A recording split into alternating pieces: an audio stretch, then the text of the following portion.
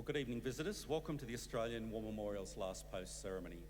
My name is Richard Cruz, and joining us today from the Royal Australian Navy is Captain Nick Tate. We warmly welcome the family of Lieutenant Arthur Elton Tandy, whose story will be told shortly. As always, we welcome the veterans who have served, those that are still serving, and the families that love and support them. We acknowledge the members of RSL and Services Clubs Association, RSL Victoria and RSL Queensland, who are watching the broadcast of this ceremony across Australia. During this evening's ceremony, wreaths will be laid at the base of the Pool of Reflection by family and visitors to the memorial. If you're able, I invite you all to please stand and join in singing the national anthem.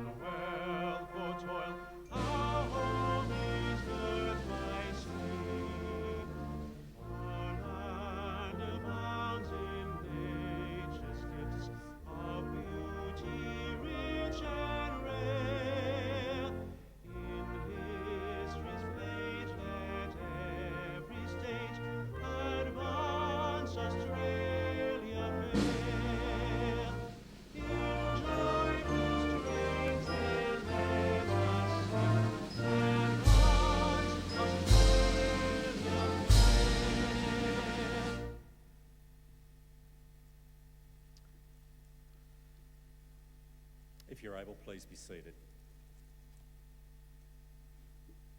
The Australian War Memorial was the vision of Charles Bean, Australia's First World War official historian. Bean landed with the Australian troops on Gallipoli and stayed with them at the front through to the end of the war. The idea of this national memorial and museum came to him at Pozières, France, in the depths of the bloody fighting of 1916.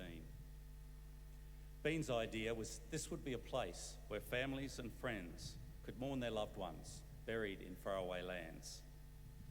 It would also be a place that could help all Australians understand what these men and women had endured and what they had done for us. Bean's vision, to which we remain true, is best expressed as inscribed in the entrance of the memorial's galleries.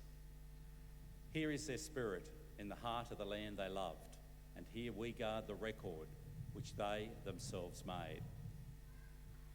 Tonight we'll read the story behind just one of those on the Roll of Honour, which lists the names of more than 102,000 men and women who have given their lives for us in war and on operations for more than a century. But first we present a lament, Flowers of the Forest. Wreaths and floral tributes will now be laid at the base of the Pool of Reflection.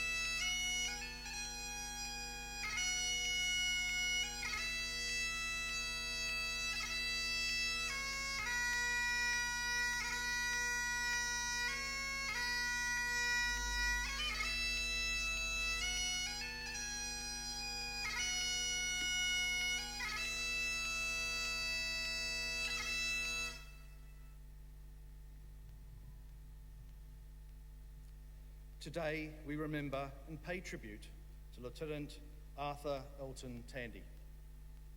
Arthur Elton Tandy was born on the 29th of October, 1882, the son of William and Eliza Tandy of Maitland, New South Wales.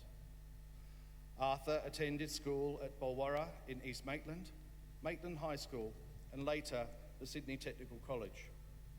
Described as an extremely intelligent, after working in the Public Works Department, he embarked on a career in mining. Tandy worked in the mines at Ballarat, where he attended the School of Mines and qualified as a mining engineer. He also studied technical drawing and became an associate member of the Institute of Mining Engineers. He later worked as a mining and railway surveyor for Mount Elliot and Matt Oxide mines at Cloncurry in North Queensland. Tandy's father passed away in 1899 and his mother in 1911. In 1913, he married Isabella. Tandy enlisted to serve Australia in the First World War on the 9th of November 1915. Using his extensive mining experience, Tandy joined the Australian Mining Corps, with whom he trained as a provisional lieutenant in the Mining Corps in Enoggera. He then travelled to Sydney for officer training, and on the 20th of February 1916 embarked on the transport ship Ulysses for the war on the Western Front. After arriving in France in May 1916, Tandy served with the first Australian tunnelling company at Armentieres, Bayeux, near the Franco-Belgian border. Tunnelling companies played an important role in the war by digging and maintaining extensive tunnel systems below no man's land and the enemy trenches. The mines dug by men such as Tandy could be filled with explosives and detonated prior to a major attack. It was terrifying and dangerous work. The men worked in appalling conditions characterised by mud, poor air quality and mine collapses, and often had to work in complete silence so as not to alert the nearby German miners to their presence. In June 1916, Tandy was promoted to the rank of lieutenant. He was described as popular with the men in his unit and was known as the Big Soldier on account of being over 6 feet tall. An unconfirmed report states that at some point in 1916, Tandy was mentioned in dispatches for saving some of his comrades during a gas attack. According to newspaper reports, Tandy dismissed his heroic actions as merely saving a few of our chaps at the expense of a headache. In October 1916, Tandy and the first tunnelling company moved north of Ypres sector of Belgium, where they would replace the 3rd Canadian Tunnelling Company in the mines below a ridge known as Hill 60, near Popperinga. This new area of operations was considerably different to where they had previously served in northern France. The mines were deeper and more extensive, and Australia's official historian Charles Bean later described the action there as being incomparably more intense. Tandy and the first tunnelling company were tasked with keeping the vast mining sector intact, as well as improving drainage and ventilation. The mines were being dug in preparation for a major detonation at Messines, which in June 1917 would completely destroy German defences and lead to a major victory. Tandy wrote regularly to his wife. In a letter sent while he was in Belgium, he expressed his feeling that he and his comrades would not make it through another offensive because of the dangerous nature of their work. His prediction was tragically accurate. On the 25th of April 1917, 2 years after the first Anzac landing in Gallipoli, Tandy was in a dugout in the trenches of Popperinga with other men when a large explosion caused the dugout to collapse. 9 of the occupants were killed, including Arthur Tandy, who was 35 years old. There are 2 accounts of the cause of the explosion.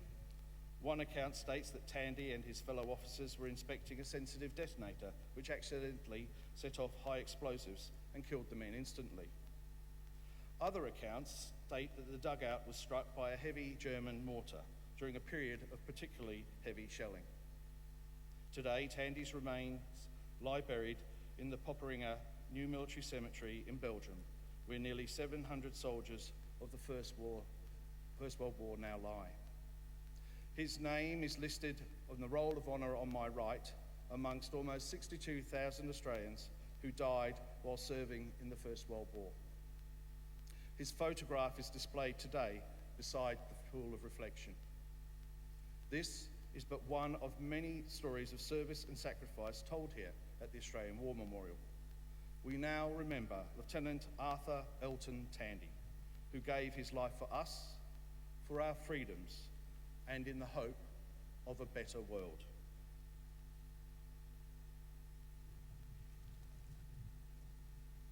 Please stand for the reading of the ode and the sounding of the last post.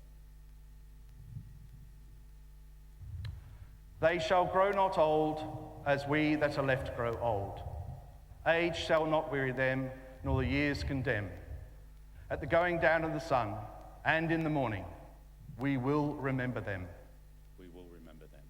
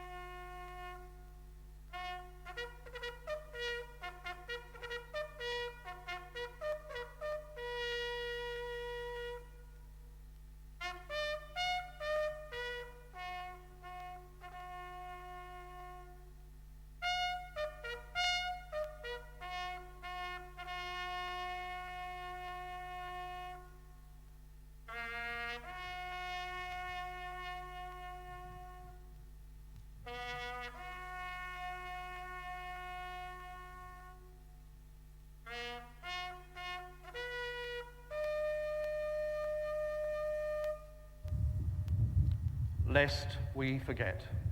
Lest we forget.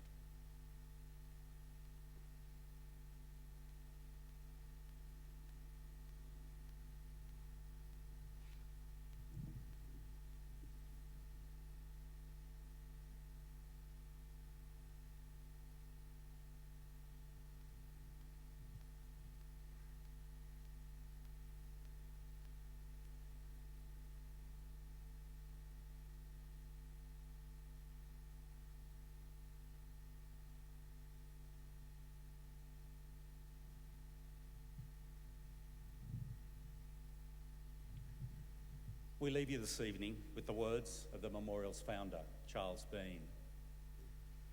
Many a man lying out there at Pozières or in the low scrub at Gallipoli, with his poor, tired senses barely working through the fever of his brain, has thought in his last moments, well, it's over. But in Australia, they will be proud of this. Ladies and gentlemen, girls and boys, that concludes this evening's last post ceremony. We thank you for visiting the Australian War Memorial and wish you all a very good evening. Thank you.